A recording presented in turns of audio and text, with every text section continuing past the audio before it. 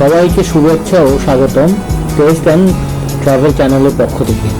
আসসালামু আলাইকুম প্রিয় দর্শক, আজকে আমি আপনাদেরকে করে দেখাবো চাইনিজ রেস্টুরেন্ট স্টাইলে চিকেন ক্যাশনাট সালাদ এবং একই সেট আপে একই ফ্রাই প্যান ইউজ করে চাইনিজ স্টাইলে চিকেন চাউমিন।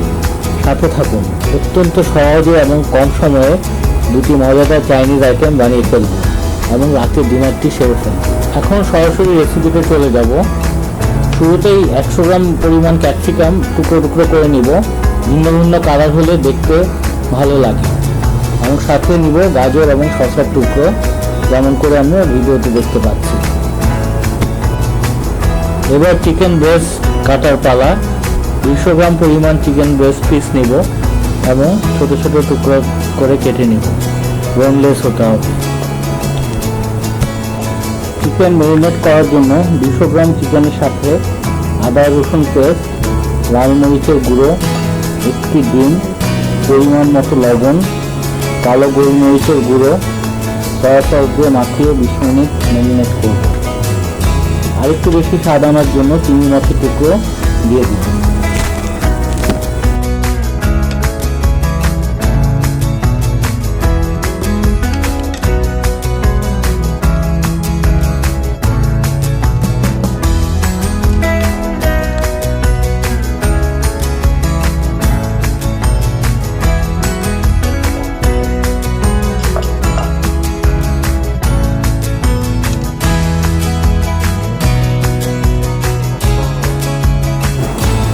এবার কাজু বাদাম ভাজার জন্য পরিমাণ মতো তেল ফ্রাই প্যানে নিয়ে গরম করে নিব।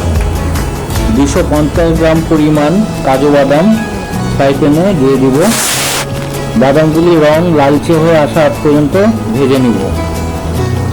বাদামগুলির কালার লালচে হয়ে গেলে ফ্রাই প্যান থেকে একটু পাত্রে তুলে নিব। এবার মূল রান্নায় চলে যাব। একই গরম তেলে পরিমাণ মতো আদা ও রসুন কুচি দিয়ে দিব। লালচে হয়ে আসলে পরে ফালি ফালি করে কাটা পেঁয়াজের টুকরোগুলি ঢেলে দিব। ঢেলে অপেক্ষা করতে থাকবো ভাজা হয়ে যাওয়া পর্যন্ত।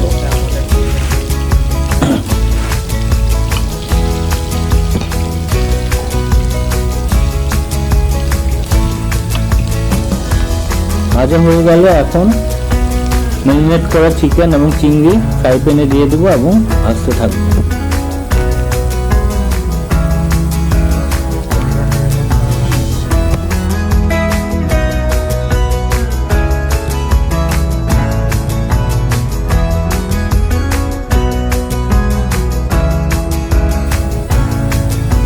এবার গাজরের টুকরো শসার টুকরোগুলি ফ্রাই প্যানে দিয়ে দিব এবং ভাজতে থাকবো।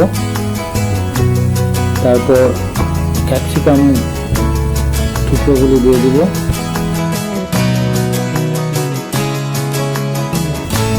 এবার বিভিন্ন রকম সস ঢালার পালা। প্রথমে টমেটো চিলি সস দিব, দিয়ে ভালো করে নাড়তে থাকবো। তারপরে টমেটো চিলি সস দেওয়া হয়ে গেলে টমেটো কেচাপ দিব। কেচাপ দিয়ে ভালো করে আবার নাড়তে থাকবো।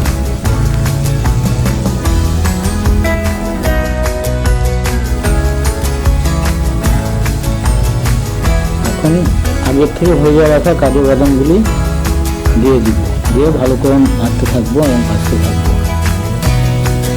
আমরা মোটামুটি শেষ পর্যায়ে চলে আসছি এবং এটাকে ভালো করে কুক করতে থাকবো। এখন আস্তে আস্তে আমাদের রেসিপিটি কালার চলে আসবে। আর একটু ভালো কালার আনার জন্য আমরা কাশ্মীরি লাল মরিচও দিতে পারি।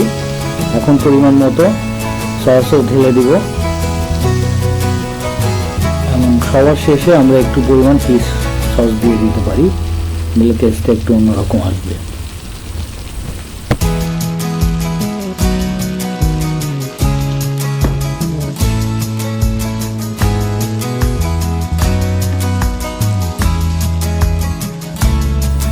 সম্পূর্ণ রেসিপিটি কিন্তু তৈরি হয়ে গেছে। খুবই সুন্দর একটি কালার চলে আসছে। এখন এটাকে সার্ভ করার পালা। আমরা আস্তে করে সুন্দর করে এটাকে একটি সুন্দর পাত্রে ঢেলে নেব। ঠিক একই ফ্রাই প্যানে কিন্তু আমরা এখন চাইনিজ স্টাইলে নুডলসটি বানিয়ে ফেলতে পারবো। পুরো রেসিপিটা আমি নেক্সট পর্বে দেখাবো, আশা করি সাথে থাকবেন। অসংখ্য ধন্যবাদ সবাইকে কাছে থাকার জন্য। ধন্যবাদ।